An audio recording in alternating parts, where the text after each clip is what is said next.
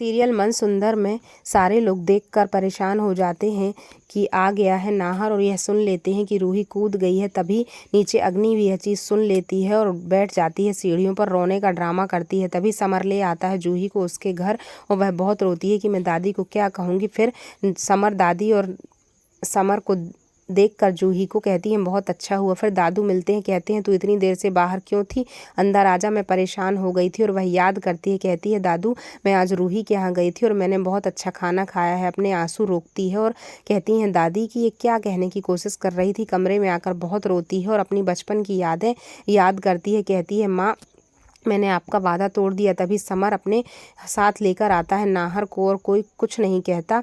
Summer से सारे लोग बात करने की कोशिश करते हैं और नाहर से वह कहता है हमें अकेला छोड़ दो। उसे रूही दिख रही होती है, वह बोलता है मैं अपने कमरे में जाऊंगा, और उसे सिर्फ रूही दिखती है नीली साड़ी में, और वह उसके पीछे भागता है। कहता है माँ मुझे कुछ नहीं सुनना, मुझे जाने दो, और अग्नि का हाथ हटा देता है। अग्नि बहुत रोती है। इधर पर कमरे में आ जाता है और जो उसने निशान बनाया था वह निशान याद करता है और कहता है तुम कहाँ चली गई। यहाँ पर जूही बोलती है कि माँ ऐसा क्यों हुआ, आपने अपने पास क्यों बुला लिया, आप भी चली गई और आपने रूही को भी अपने पास बुला लिया, अब मैं कैसे रहूँगी। फिर वह फ्रेंडशिप बैंड याद करता है। तभी रात में लाइट गोल हो जाती है और बार बार आ जा रही है, तेज हवाएं चलने लगती हैं, धुआं फैल जाता है। तभी दादी कहती हैं कि जिसकी मृत्यु अचानक होती है बिना किसी कारण के, उसकी आत्मा को शांति नहीं मिलती और उसकी आत्मा भटकती रहती है।